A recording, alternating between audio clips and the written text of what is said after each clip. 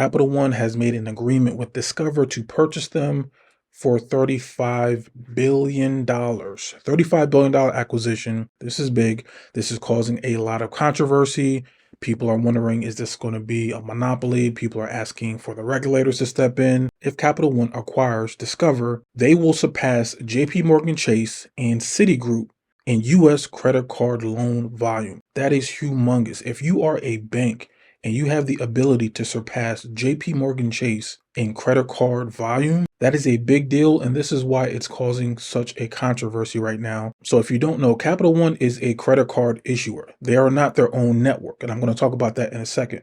Discover is the fourth largest network. So if Capital One went ahead and acquired Discover, they're going to be putting a lot of pressure on Visa and Mastercard, and maybe a little bit of American Express. Now here's why. Capital One, they are a credit card issuer.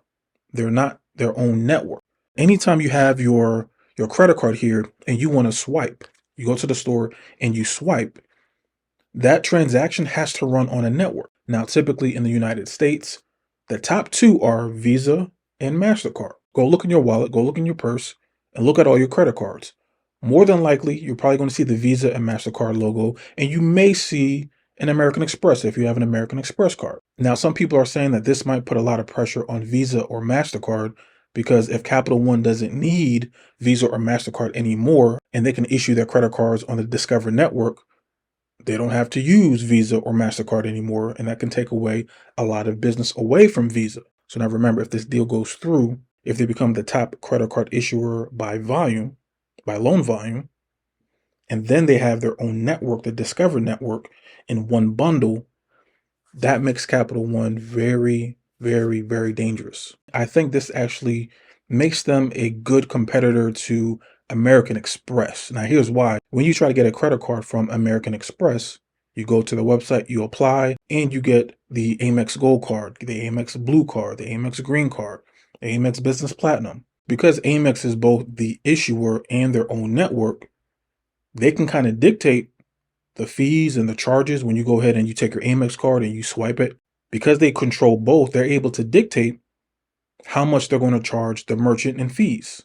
American Express charges the highest fees when it comes to merchant fees. If you ever go to like the farmer's market or like a mom and pop store, there's a reason why you'll likely see, we don't accept American Express, cash, or Visa or MasterCard only. Because those high Amex merchant fees actually get rolled over to the merchants, the mom and pops that are trying to run their businesses, and that ends up eating into their profits, right? Why do I think this potential acquisition could be competition for American Express? Let's look at the Capital One products, right? If you're new to the credit card game and you're trying to get your first credit cards, typically what you'll see me and other people will tell you is go after the Capital One Platinum card, right? That's a good, solid entry-level credit card to go after. If you don't have the best credit, if you're a newbie to the credit card game, it's a solid credit card. Another credit card that was actually one of my top recommended cards was the Discover It. It was easy to get approved for. You're able to actually get rewards on this first card. So with this acquisition, they would have a good stranglehold over the beginner credit card market with, again, the Capital One Platinum and the Discover It credit cards. Capital One is not limited to just these beginner credit cards. But if you remember, Capital One released their card, the Venture X, which is their premium credit card. And now that card is in competition with the Chase Sapphire Reserve and the Amex Platinum. So with this deal, Capital One would have, again, the beginner credit card market on lock. They would have the fourth largest network, Discover, in their back pocket and no longer have to be reliant on Visa and MasterCard. And all of the Discover credit card holders and the depositors, they now come under the Capital One umbrella. There's so many benefits for Capital One. They're just checking off box after box after box. It makes sense for them. It makes sense for Capital One to want to do this. Now, as I stated at the beginning of the video, not everybody is a fan of this acquisition. This is Senator Elizabeth Warren's quote on this potential deal. She says this deal will threaten our financial stability, reduce competition, and would increase fees and credit card costs for American families. I'm not sure if that's true, but again, it's not shocking that you're going to have a lot of politicians have a hard stance on this acquisition. So a reminder, this is an election year. This acquisition is going to be highly politicized, and the deal, if it goes through, would close by the end of 2024 or sometime in 2025. We're going to have to wait and see if this deal even goes through. So now my question to you is, and go down in the comments, do you think the regulators are going to step in and block this deal? Is this going to create an unfair business environment that's going to drive up costs for consumers, like Elizabeth Warren is saying? What do you think? How's this going to go down? And technically speaking, Visa and American Express, they're like their own duopoly, right? They kind of control the majority of the market share when it comes to credit card networks. If Capital One brings in Discover, that competition could potentially mean more savings for not only consumer, but for mom and pop entrepreneurs who are probably going to get some savings if there's another big player that's able to challenge Visa and MasterCard, right? So again, who knows? Is this acquisition going to go through? Let me know in the comments. Do you think it's going to go through? Do you think the regulators are going to block this?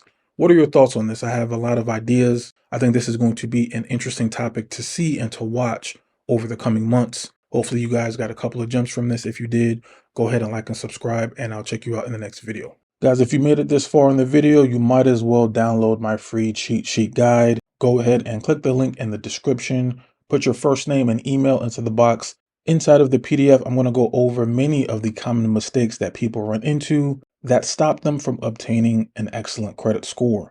You're going to learn what makes up your credit score, how to access your entire credit profile, how to dispute derogatory items that are weighing down your credit score, and actually where to send it to. Get access to my factual dispute letters that others are charging upwards to $97 just to get the same information. You're going to get my script on how to negotiate a pay for delete. I'm going to give you the script as well as the letter to negotiate the reduced payment amount, and so much more. Again, go down into the description, download my free PDF. It'll be sent over to you in the next 30 seconds, and I'll see you on the other side.